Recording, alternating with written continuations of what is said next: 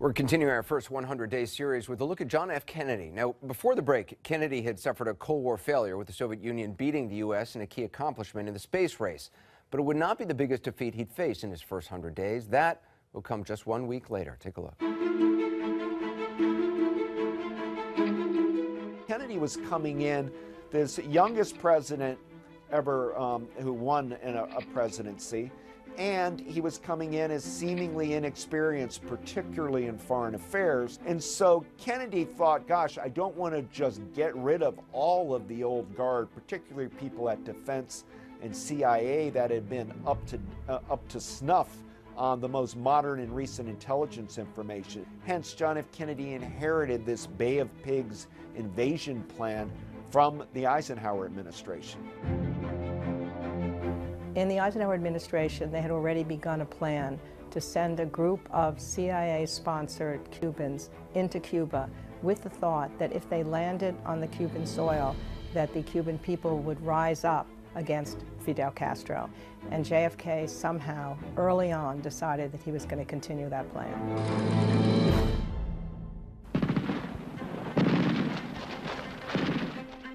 When we landed, as I was in the last boat to arrive there, 2nd Battalion was already fighting. We had airborne troops dropped in different areas. We had very heavy fighting, tanks. We had a few tanks, and they had tanks. All we had was radio reports. It all became rather garbled and confused because our guys was getting whipped. We gradually became clearer that we had taken a body blow. I think what the Hawks were imagining was that once Kennedy made the decision to send in the CIA-sponsored force, that if a problem arose, then he would have air cover, and then he would even send in an actual invasion force. He decided not to do the air strikes, and so the whole plan became the most bungled, humiliating plan you could possibly imagine. How many men landed? Approximately 1,400. About 126 were killed, and 1,350 were captured or surrendered. We kind of let the Cuban exile invasion group dangle on their own and face a disaster. And for Fidel Castro, this was a huge victory over the Kennedy administration right off the bat.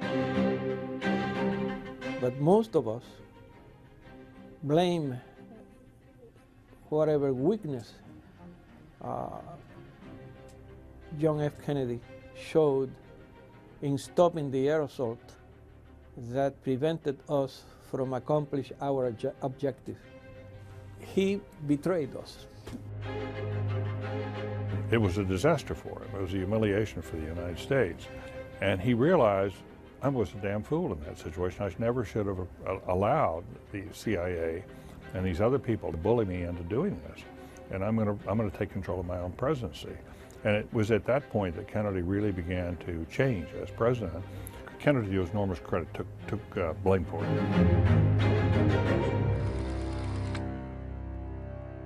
There's an old saying that victory has 100 fathers and defeat is an orphan. Further statements, detailed discussions are not to conceal responsibility, because I'm the responsible officer of the government, but merely because and that is quite obvious, but merely because I do not believe that such a discussion would benefit us during the present difficult situation. He never tried to disavow that responsibility for having screwed it up, which he did. And but he changed a lot of things after that in the White House to make command, control of the military much stronger.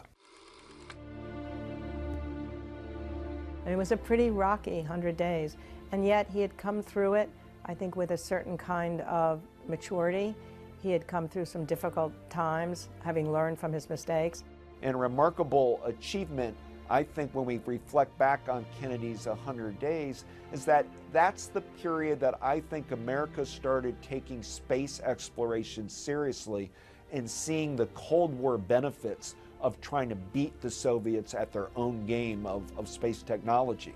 That spurs Kennedy on into going to Congress early in '61 in the spring and say, look, we are going to put a man in the moon by the end of this decade. There you go. That's one small step for man, one giant leap for mankind. And of course, that's what we remember after the fact, the success of the man on the moon, and forget the failure of not having been the first person to do Sputnik or the first country to do the cosmonaut, even though JFK didn't get to see it. Kennedy went from the Bay of Pigs in his first 100 days to the Cuban Missile Crisis 14 months later, and by that time he was a much, much better president, and he was magnificent in his leadership in the Cuban Missile Crisis. It shall be the policy of this nation to regard any nuclear missile launched from Cuba against any nation in the Western Hemisphere as an attack by the Soviet Union on the United States, requiring a full retaliatory response upon the Soviet Union. The very important lesson of the Bay of Pigs got translated to the Cuban Missile Crisis. The big question was, should we bomb? And Kennedy, according to McNamara, said, okay, I want to go around the room and hear everyone's recommendation on this. And so they went around the room, and according to McNamara, at the end, Kennedy said, okay, it is 9-7 in favor of bombing. The sevens have it. In other words, no, I'm not going to do what the officials say. I'm not going to escalate this situation. I think that's probably one of the most important moments for Kennedy and for the presidency.